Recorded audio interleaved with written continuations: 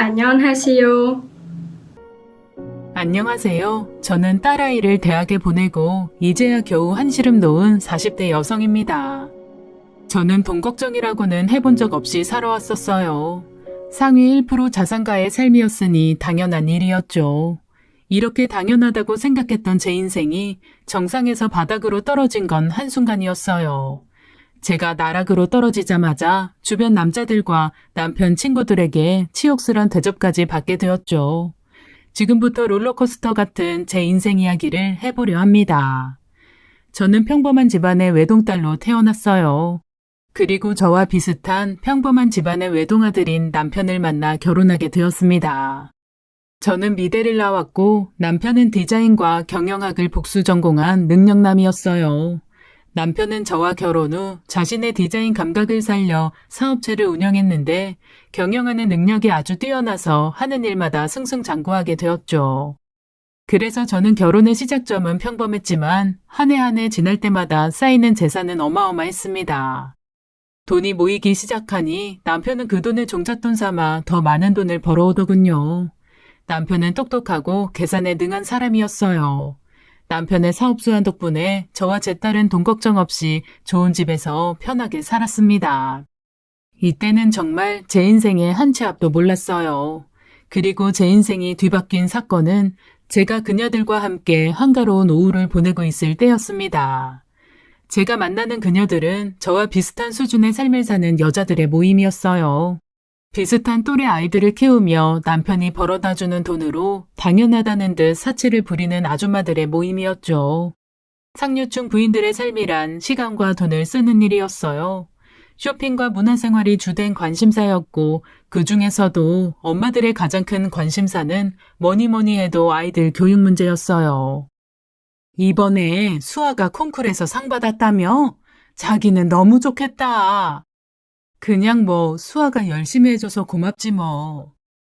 우리 경은이도 돈을 이렇게 쏟아붓는데 어쩜 이렇게 상 하나를 못 타오는지 몰라. 정말 속상해. 경은이도 잘하잖아. 잘하긴 뭘 잘해. 실적이 안 나오는데 선생을 바꾸던지 해야지 원. 아무튼 자기 축하해. 고마워. 언니 축하해요. 언니 그거 알아요? 언니가 내 롤모델인 거. 남편 능력 있지. 예쁜 수아는 첼로로 콩쿨마다 상 받지. 게다가 언니네는 인고 부부잖아요. 너무 부러워요 정말. 고마워. 영재도 이번에 수학 올림피아드에서 금상 받았다면서? 그거야말로 정말 대단하지. 나도 축하해. 영재는 수학 말고는 다 그냥 그래요. 애가 잘하는 거 하나라도 있어서 다행이죠 뭐. 사실 다들 웃으며 이야기하지만 서로의 칭찬 속에는 날선 시기와 부러움이 있었습니다. 이때는 그저 서로 하는 칭찬이 자화자찬 정도인 줄 알았어요. 하지만 누군가의 부러움을 사는 게 결코 좋은 일만은 아니라는 사실을 뒤늦게야 깨닫게 되었죠. 그러던 어느 날이었어요. 엄마들과는 돌아가면서 각자의 집에 초대해 집에서 티타임을 갖곤 했는데 그날은 저희 집에서 티타임을 갖던 날이었습니다. 그날도 여느 때와 다름없이 한가로이 응접실에 앉아 차를 홀짝이고 있었어요. 경은 엄마는 이번에 경은이의 하프 선생님을 새로 바꿨다며 선생님 칭찬 일색에 여념이 없었고 저와 다른 엄마들은 열심히 경청해주는 척하고 있었어요. 그렇게 경은 엄마의 수다가 언제쯤 끝낼까 생각하던 찰나 핸드폰에 모르는 번호가 울렸습니다. 어디지? 잠깐만, 전화 좀. 네, 여보세요? 김재현 씨 아내분 되시나요? 여기 땡땡병원인데 지금 빨리 와주셔야 할 것 같아요. 교통사고로 실려오셨는데 환자 상태가 위급하세요. 저는 너무 충격적인 전화에 심장이 쿵쾅댔고 급하게 핸드백과 외투를 챙겨들었어요. 언니, 무슨 일이에요? 저기 미안한데 오늘은 이만 돌아가줘야겠어. 갑자기 무슨 일이야?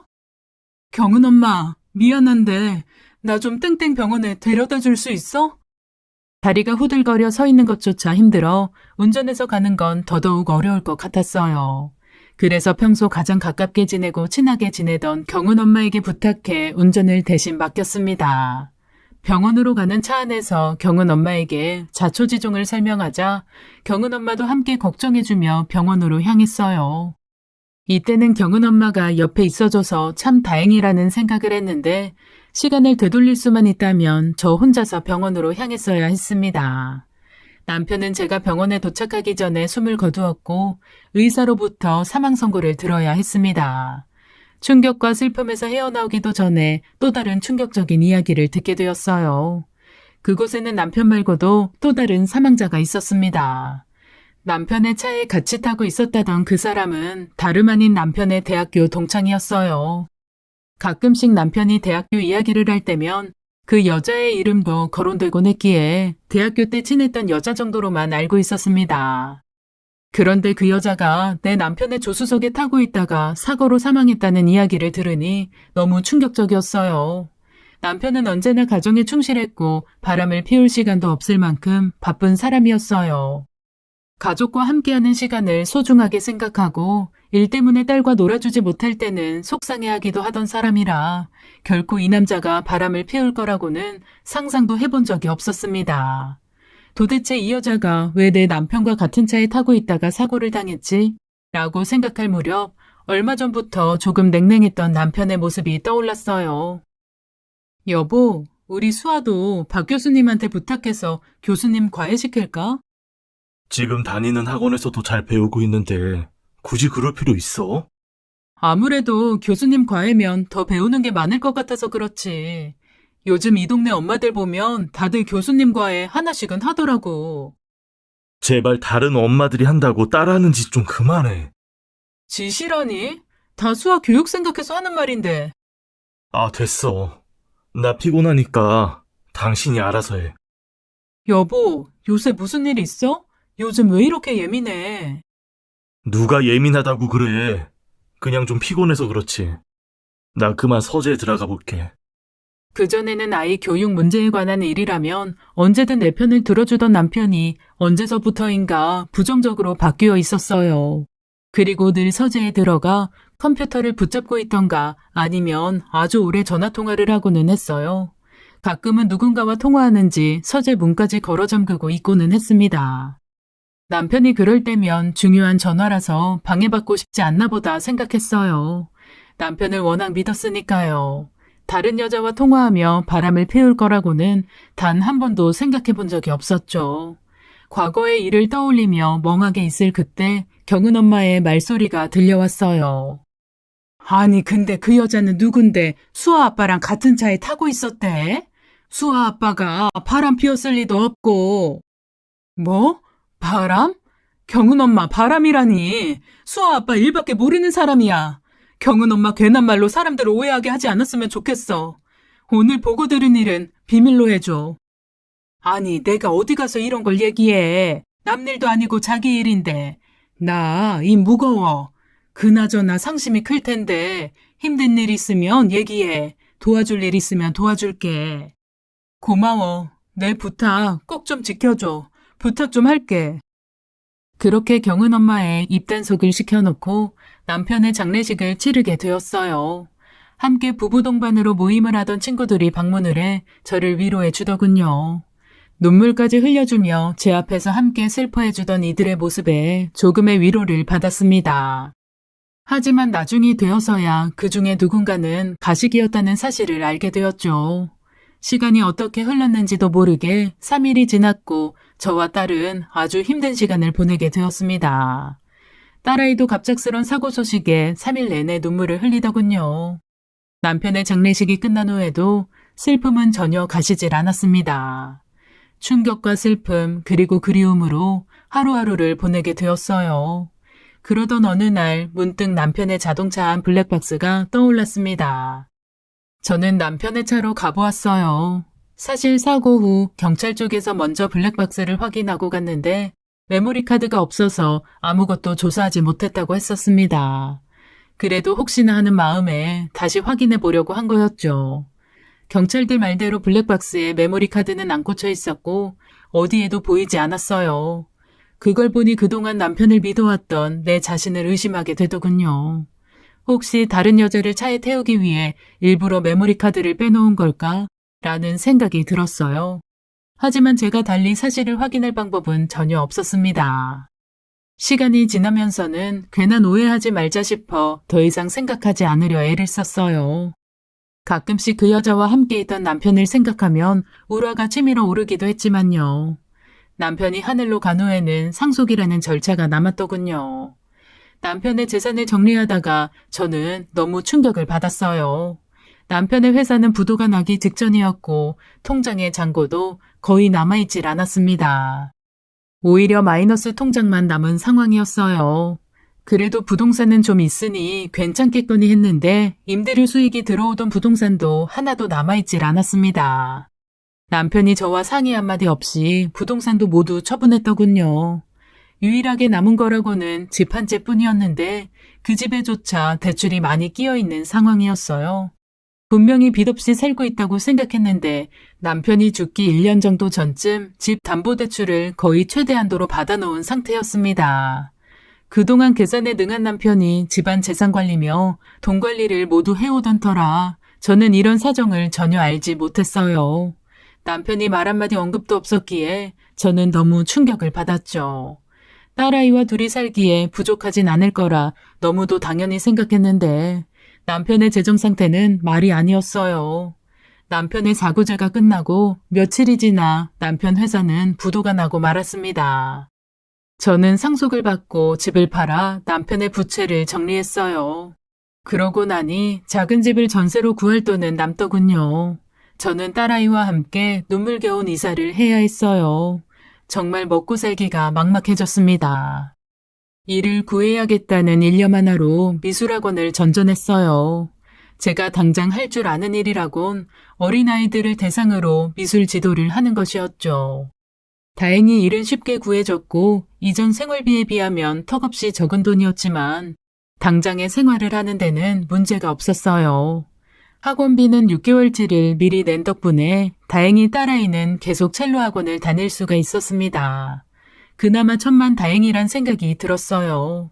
하지만 그 6개월이란 시간은 무척이나 빨리 지나갔습니다. 제 벌이로는 딸아이의 학원비를 대는 건 어려운 일이었어요.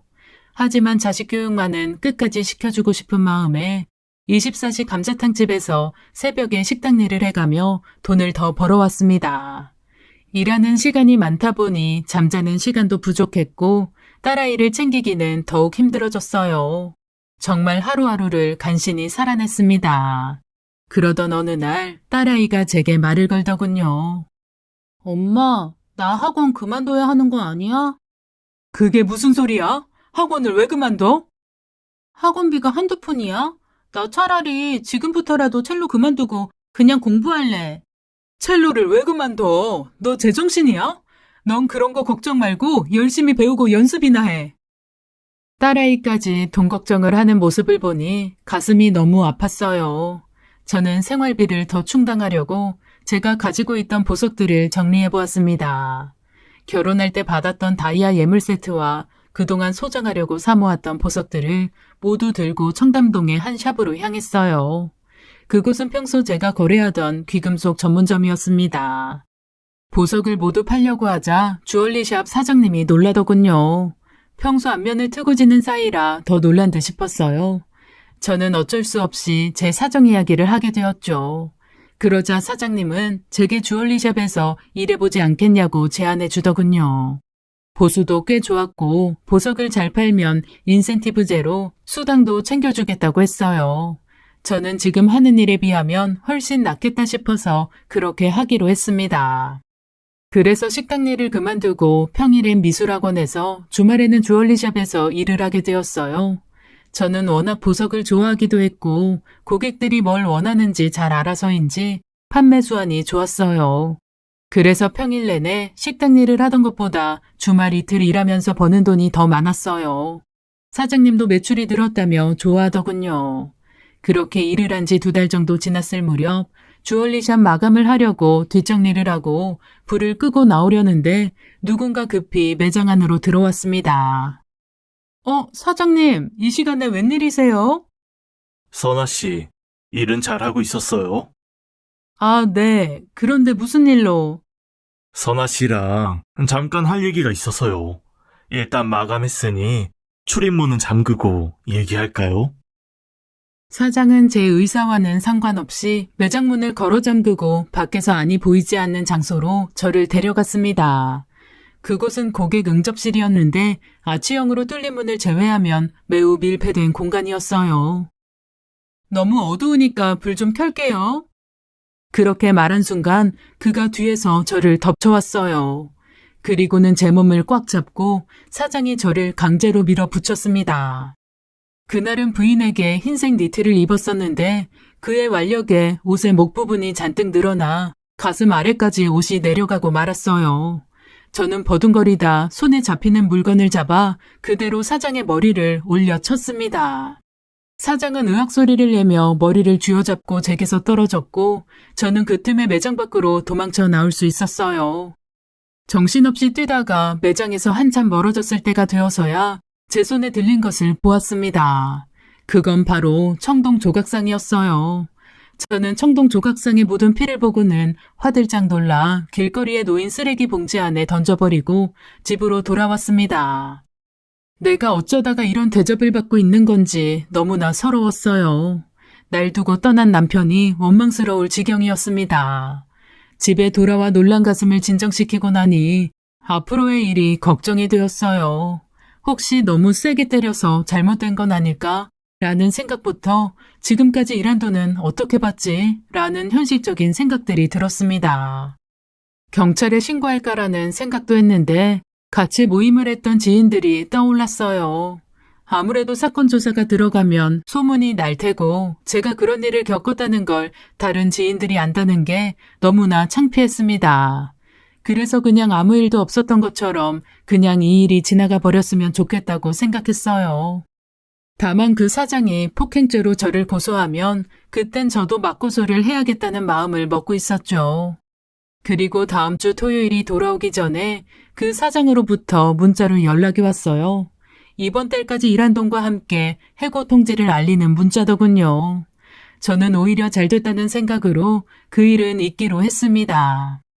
그로부터 몇 달 후 친구들과의 모임에 나가게 되었어요. 오랜만에 친구들을 만나 기분 전환도 할 겸 나가게 된 거였어요. 처음엔 나름 즐거운 대화를 나누며 분위기가 좋았습니다. 하지만 제가 화장실을 갔다가 돌아왔을 때 제 눈치를 보며 입을 닫는 친구들과 제가 온 줄도 모르고 마냥 제 욕을 하던 사람을 보니 더 이상 그 자리에 있을 수가 없었어요. 선아 언니 너무 안 됐어요. 솔직히 우리 중에 제일 잘 나갔었는데 지금은 행색도 초라하고 보기 좀 그러네요. 가방이랑 옷까지 다 판 모양이더라고요. 그러게 말이야. 옷이 날개라는 말이 맞긴 맞네. 명품 옷 벗겨놓으니까 사람이 초라해 보이네. 그럼 솔직히 우리랑 어울리기엔 좀 안 맞지 않아? 이참에 모임하는 사람들 정리도 좀 하는 게 어때? 선아 언니 빼자고요? 그래, 우리 모임이 그냥 차나 마시자고 모이는 건 아니잖아. 애들 교육 문제 얘기도 하고 서로 윈윈하려고 정보 교류하는 모임인데 이제 이 세계에서 발뺀 사람하고 계속 같이 어울리면 우리만 불편해져. 경은 엄마 생각은 어때? 하긴 뭐 그동안 수아가 콩쿨에서 상 좀 타온다고 은근 우리 딸 무시했어서 나는 상관없어. 저도요. 서로 도움되자고 모임 갖는 건데 역량가 없는 사람이랑 어울리면 시간 낭비긴 하죠. 선아 언니가 좀 안 됐긴 해도 어쩌겠어요. 모임의 취지가 그런 걸. 지금 무슨 소리들 하는 거야? 아이, 들었어? 사실 자기 이제 애들 교육 뒷받침해주는 것도 어렵잖아. 내 생각엔 각자 생활 수준에 맞게 사는 게 좋을 것 같아. 뭐 수준? 진짜 어이없네. 니들이야말로 인성 수준들이 너무 바닥인 거 아니야? 사람 앞에 없다고 뒤에서 호박씨 나가고 돈만 많으면 뭐해? 죽어라 자식 교육 시키면 뭐하니? 부모가 이 모양인데. 자식 잘 키우고 싶으면 니들 인성부터 뜯어고쳐. 그리고 이딴 모임은 내가 싫어서 더 이상 안 나와. 저는 뒤도 안 돌아보고 카페를 나와 집으로 돌아왔습니다. 그리고 며칠이 지난 어느 날이었어요. 모임의 충격이 채 가시기도 전에 또 다른 사건이 터졌습니다. 학원을 마치고 집에 돌아온 딸아이는 제 눈도 마주치지 않고 바로 제 방으로 들어가더군요. 그리고 곧이어 딸아이의 우는 소리가 들려왔어요. 수아야, 무슨 일이야? 왜 울어? 아니야, 아무것도. 아니기는 뭐가 아니야. 왜 우는데? 어? 엄마한테 말해봐. 말을 해야 엄마가 알지. 말하면 뭐가 달라져? 그러니까 말을 해보라고. 나 그냥 학원 그만두면 안 돼? 학원은 왜? 그냥 다니기 싫어. 너 그 학원 보내려고 엄마가 얼마나 힘들게 일하는 줄 알아? 그러니까 그만두겠다고. 그럼 엄마도 편히 쉬고 나도 애들한테 따돌림 받을 일 없을 거 아니야. 따돌림이라니? 너 그게 무슨 말이야? 엄마도 알고 있었어? 우리 아빠 바람 피우다가 죽은 거라며. 애들이 뭐라는 줄 알아? 아빠는 바람 피다 죽고 내연녀한테 재산 다 퍼줘서 엄마는 땡전 한 푼 없는 거래. 애들 사이에 소문 다 나서 얼굴도 못 들고 다닌다고. 이런 상황에서 어떻게 첼로를 해?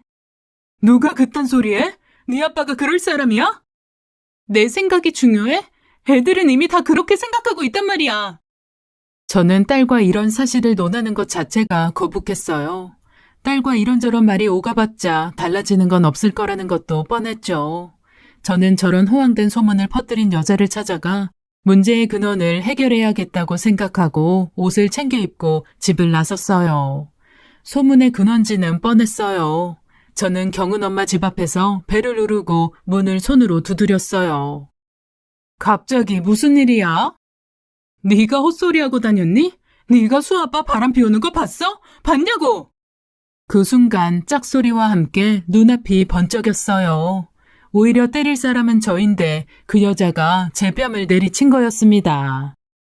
다짜고짜 찾아와서 웬 행패야? 그게 사실이니까 소문이 났지 괜한 소문이 났겠어? 뭐? 사실? 너 오늘 잘 걸렸다. 헛소문 퍼뜨린 거에 대한 대가가 어떤 건지 보여줄게. 이리 와. 저는 말을 마치기도 전에 그 여자의 머리채를 휘어잡고 오른쪽으로 꺾었다 왼쪽으로 꺾었다 아주 정신을 없게 만들어 주었어요. 깍깍 소리와 함께 저희 둘은 사정없이 서로를 쳐댔습니다. 어차피 쌍방폭행이니 그 여자를 응징하는데 아무런 죄책감도 없더군요. 제가 말은 체구이지만 운동으로 다져진 몸이라 나름 힘은 좀 셌는지 경은 엄마는 어느 순간 넉다운이 됐고 제게 그만하라고 손을 허공에 휘휘 저어대고 있었어요. 경은 엄마 진짜 최악이다. 이딴 거를 5년이나 넘게 알고 지냈다는 게 소름 끼칠 정도야. 사람 돈 떨어졌다고 대놓고 무시하는 것도 모자라 이젠 헛소문까지 퍼뜨려? 이거 명예훼손인 건 알지? 앞으로 나랑 우리 딸 한 번만 더 건드리면 명예훼손으로 고소당할 줄 알아. 아참, 그리고 이건 똑바로 알아둬. 누가 누굴 무시했다고 그래? 나 한 번도 경은이 무시한 적 없어. 뭐 눈에 뭐만 보인다더니. 네가 다른 사람 무시하니까 다른 사람도 너 무시하는 줄 아니? 그따위로 살지 마. 다음날 저는 딸아이에게 학원을 나가지 말라고 이야기했고 딸아이는 아무 말 없이 고개를 끄덕였습니다. 그리고 저는 대학 동창에게 연락을 하게 되었어요. 같은 학교 다른 학과 친구였는데 음악을 전공한 친구였어요. 지금은 지방의 모 대학에서 교수를 하고 있는 친구에게 첼로 과외를 해줄 교수님을 알아봐달라고 했어요. 그렇게 연결된 음대 교수님에게 딸의 과외를 맡기게 되었습니다. 아무래도 딸을 맡기니 여자 교수님이었으면 좋겠다고 생각했는데 남자분을 소개받게 되었어요. 그분을 지금부터는 정 교수님이라고 칭할게요. 그 정 교수님은 40대 남자였는데 아주 신사적이고 아이들 교육에 아주 적극적인 분이셨어요. 게다가 유머까지 있어서인지 딸아이는 금세 적응하고 그분을 잘 따랐습니다. 과외비가 비싸긴 했지만 먹고 입는 걸 줄여서 과외비는 간신히 충당할 수 있었어요. 그리고 일주일에 한 번만 과외를 받는 걸로 과외비의 부담을 줄였고요. 딸아이도 비싼 과외라는 걸 알아서인지 길을 쓰고 배우려고 노력하더군요. 오히려 학원 다닐 때보다 더 효과도 좋아서 저는 매우 만족하고 있었죠. 게다가 참 감사한 건 언제나 제 시간보다 수업을 연장해서 열정적으로 수업을 해주신다는 거였어요. 어머 교수님, 오늘 수업이 많이 길어지셨네요. 오늘 수업하다 보니 1시간을 더 했네요. 제가 종종 이렇게 오버하곤 하는데 과외비 더 달라고 그러는 거 아닙니다. 그래도 2시간짜리 수업에 1시간이나 더 해주셔서 제가 더 챙겨드려야겠어요. 아닙니다. 정말 제가 좋아서 수업한 거예요. 안 그러셔도 되니까 다음에 차나 한 잔 사주세요. 정말 감사드려요. 수아도 교수님이 너무 잘 가르쳐 주신다고 너무 좋아해요. 제가 원래 인기가 많습니다. 사람이 어찌나 밝은지 정 교수님과 대화를 나누다 보면 제 마음도 즐거워지고 편해지곤 했어요. 감사한 마음에 가끔씩 차도 마시고 함께 식사도 하다 보니 친분이 좀 두터워지는 게 느껴졌습니다. 분명 다른 과외하는 아이들 집안은 빵빵하고 부잣집일 텐데도 저에게 주눅들게 하는 말이라거나 다른 아이들과 비교하는 말도 전혀 하지 않았어요. 그래서 참 사람 됨됨이가 괜찮은 사람 같다고 생각이 들었죠. 그러던 어느 날이었어요. 뜬금없이 영재 아빠한테서 연락이 왔더군요. 형수님, 잘 지내고 계세요? 아, 네. 그런데 무슨 일로? 전화로 하기는 좀 그렇고 만나 뵙고 얘기하고 싶은데 그냥 전화로 얘기하세요. 전해드릴 것도 있고 해서요. 저는 영재 아빠의 갑작스런 전화에 얼떨결에 약속을 잡게 되어 나가게 되었어요. 영재 아빠가 약속 장소로 정한 곳은 호텔 아래에 있는 분위기 좋은 레스토랑이었습니다. 무슨 일이냐는 물음에는 뜸을 들이고 답을 안 해주면서 밥부터 먹자고 하더군요. 어색하게 단둘이 마주 앉아 스테이크를 썰고 있자니 그 자리가 너무나 불편했어요. 밥을 어느 정도 먹은 후에야 본론을 이야기했어요. 그가 봉투 하나를 내밀었습니다. 그걸 제 손에 쥐어주며 제 손을 꼭 잡더군요. 이게 뭐예요? 사실 형님 그렇게 되시고 제가 형수님 챙겼어야 했는데 너무 늦게 찾아뵈었네요. 그동안 혼자서 수아 키우시느라 고생 많으셨죠? 네, 뭐 사는 게 정 같진 않네요. 이건 형수님께 작은 도움이 돼드리고 싶어서 제가 준비한 작은 성의예요. 수아 교육비도 만만치 않을 텐데 이걸로 보태 쓰세요. 영재 아빠가 나한테 이런 걸 왜 줘요? 저는 봉투를 다시 영재 아빠 앞으로 밀며 거절 의사를 내비쳤어요. 그러자 영재 아빠는 제 손을 더 꽉 잡으며 얘기하더군요. 앞으로는 제가 형수님께 힘이 되어드리고 싶어서 그래요. 아니요, 저 그 정도로 궁하지는 않아요. 지금 일도 하고 있고요. 제가 마음이 아파서 그래요. 제가 형수님 좋아하니까 마음이 아프다고요. 형수님이 너무 아름다우셔서 저 형수님한테 욕심나요. 그러면서 영재 아빠가 제 손을 끌어다가 입을 맞추더라고요. 저는 너무 놀라 손을 뿌리치고는 앞에 있던 물잔의 물을 그 남자 얼굴에 들이부어버렸어요. 어디서 수작이야? 너 이러는 거 영재 엄마도 아니? 형수님, 이렇게 비싼 여자였어요? 형님도 없는 마당에 찬밥 더운 밥 가리기예요? 저랑 하룻밤 보낸다면 사람들 아무도 몰라요. 저랑 형수님만 입 다물면 아무도 모른다고요. 제가 그동안 형수님 좋아한 거 모르셨어요? 서로 줄 건 주고 받을 건 받으면 되는 건데 뭘 그렇게 비싸게 구세요? 기가 막히고 어이가 없어서 말문이 막혀 있을 그때 누군가의 익숙한 목소리가 들려왔어요. 딩기다뇨. 누가 봐도 엄연히 싫다고 강하게 얘기하고 있잖아요. 그쪽이야말로 지금 이게 뭐 하는 짓입니까? 싫다는 사람한테 이러는 거 성희롱이에요. 이 사람 혹시 신고하실 거면 제가 얼마든지 증언해드리겠습니다. 뭐? 신고? 제3자는 빠지시죠. 뭘 안다고 껴들어요. 본의 아니게 처음부터 끝까지 얘기 다 들어서 알 거는 다 압니다.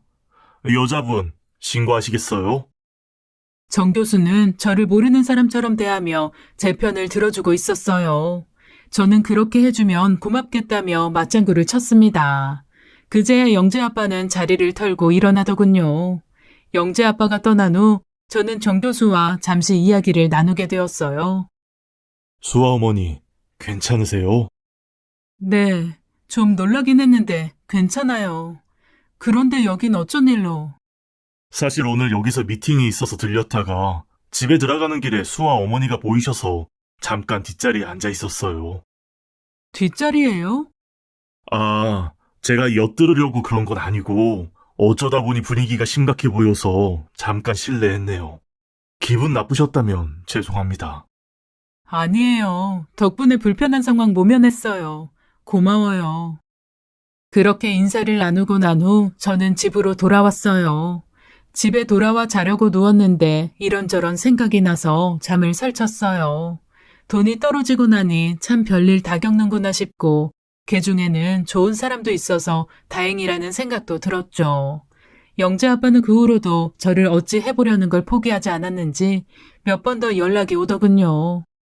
저는 한 번만 더 연락하면 영재 엄마와 영재에게까지 알리겠다고 엄포를 놓았고 그제야 영재 아빠의 연락은 더 이상 오지 않았습니다. 그러던 어느 날이었어요. 남편이 사고 난 날 탔던 자동차를 처리하지 않아 과태료까지 물게 되었고 저는 뒤늦게서야 폐차하기로 마음을 먹게 되었어요. 그리고 차를 폐차하기로 한 날 저에게 연락이 한 통 왔습니다. 사모님, 여기 차 안에 메모리 카드 같은 게 떨어져 있는데 이거 중요한 건가요? 메모리 카드요? 혹시 블랙박스 메모리 카드인가요?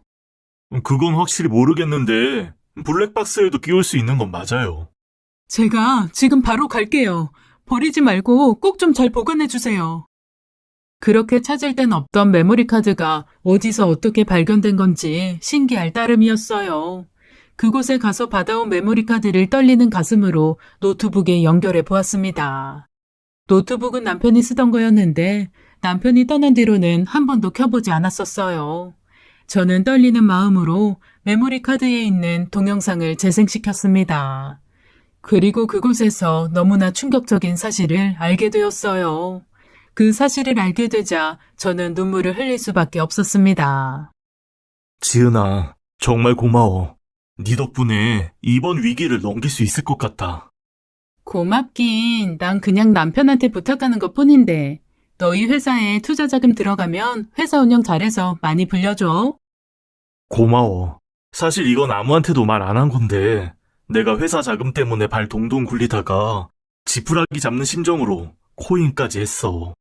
그런데 그것까지 급락하는 바람에 정말 이제 다 끝났다 생각했거든. 그런데 네 남편이 도와줄 수 있다니까 죽다 살아난 기분이야. 정말 고마워. 인사는 나중에 일 다 잘 풀리고 나면 해. 그때 네 와이프랑 우리 남편이랑 같이 부부 동반으로 식사나 한번 하자. 그래, 그러자. 그나저나 네 차는 언제 수리되는 거래? 외제차라 일주일은 넘게 걸릴 것 같아. 남편이 차 렌트해준다는데 요새는 별로 나갈 일도 없고 그래서 렌트 안 했더니 오늘 너한테 이렇게 신세지게 됐네. 신세라니. 내 은인인데 내가 당연히 모셔다 드려야지. 5번은? 아무튼 너무 걱정 말고 기다려. 우리 남편이 너한테 곧 연락할 거야. 그 후 어수선한 말들이 오고 간 후에 쾅 소리가 나고 더 이상 녹화된 영상은 없었어요. 아마도 사고가 나면서 메모리 카드가 떨어져 나간 것 같았습니다. 남편의 마지막 가는 상황을 직접 보니 급격히 슬픔이 밀려왔어요. 그리고 남편이 왜 그 여자와 함께 차에 타고 있었는지도 알게 되었고 남편에 대한 내 믿음이 틀리지 않았음에 감사했어요.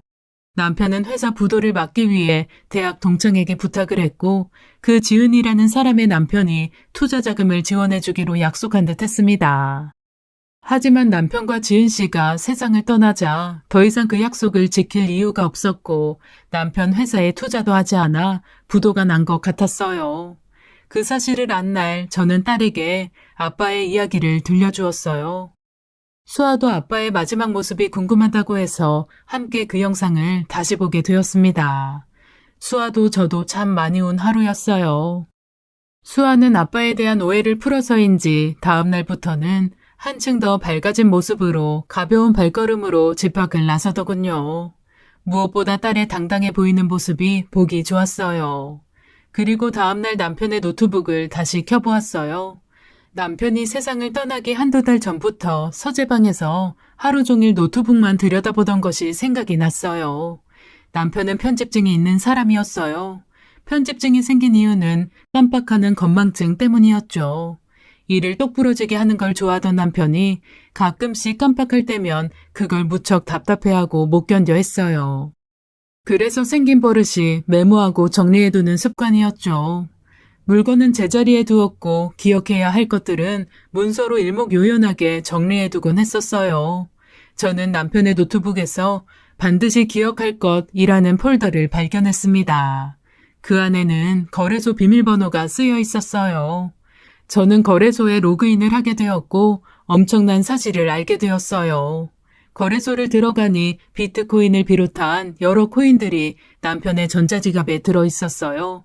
수익률은 적게는 수백 프로에서 수만 프로까지 뛴 코인들이 있더군요.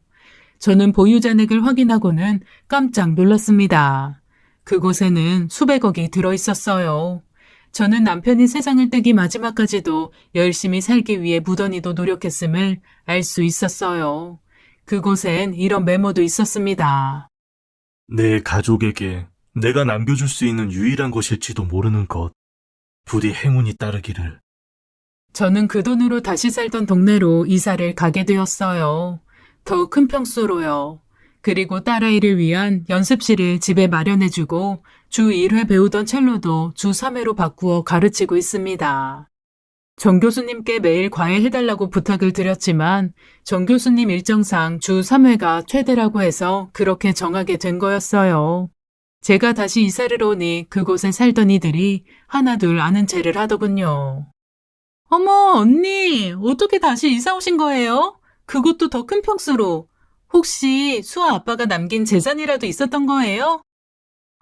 그렇게 됐어. 어머, 정말 잘 됐네요. 언니, 그럼 우리 모임 다시 들어와요. 그 모임을 내가 왜? 난 생각 없어. 그나저나 영재 엄마. 네? 자기 남편 관리 좀 잘해야겠더라. 네? 그게 무슨... 자세히 말하긴 입 아프고 아무튼 새겨들어. 그 후로 영재 엄마는 저를 찾아와 남편이 바람이 나 있었다며 도대체 어떻게 한 거냐고 저를 닥달해 물었지만 차마 사실을 이야기해 줄 수는 없었어요. 그렇지만 달라지는 건 아무것도 없었습니다. 영재 엄마는 바람 피우는 남편이라도 지금 누리는 모든 것들을 포기할 마음이 없었던지 이혼은 안 하더군요. 영재 아빠는 저와 마주치고는 조금 흠칫 놀라는 모습이었고 재발절인 도둑마냥 저를 슬슬 피했고요. 경은 엄마는 제가 다시 재기할 거라고는 꿈에도 생각 못했던지 저를 대하는 걸 껄끄러워했어요. 그리고 경은 엄마가 모임을 갔던 날 저는 그 모임에 말없이 나갔습니다. 제가 나타나자 모임하는 멤버들은 놀란 눈치로 웅성거리더군요. 저는 그 사람들이 모인 자리에서 얘기했어요. 다들 잘 지냈죠? 잠깐 할 이야기가 있어서 왔어요. 다들 제가 무슨 이야기를 하려나 무척 궁금해하며 귀를 쫑긋 세우더군요. 모두의 이목이 집중되었을 때 저는 제 억울함을 풀고 내가 어떻게 다시 이 자리에 나올 수 있었는지 이야기해 주었어요. 그리고 마지막 한마디를 덧붙였습니다. 그런데 말이에요. 사실 확인도 안 된 이야기를 사실인 것 마냥 얘기하고 다니는 사람이 있던데 그런 사람이 하는 말을 믿고 아이들 교육 얘기를 나누실 수 있으시겠어요? 저라면 이 모임에서 당장 그런 사람부터 제명시키고 새로운 멤버를 드릴 것 같네요. 더 좋은 정보를 갖고 믿을 수 있는 사람으로요. 그 후 경은 엄마는 그 모임에서 제외됐고 저는 그 모임에 초대받게 되었어요. 저는 일부러 보란 듯이 경은 엄마 앞에서 그 모임에 참석했고 그렇게 몇 달 그들과 어울려주다가 제 발로 다시 나오게 되었어요. 그리고 그 후로는 사람 보는 눈을 키우려고 노력했네요. 어려울 때 도와주지 못할 망정 등 돌리지 않을 사람들로 따로 모임을 만들었어요. 저는 1년 반 만에 재기해서 다시 원래 자리보다 더 좋은 자리로 돌아왔지만 이 모든 게 운이라는 생각이 듭니다.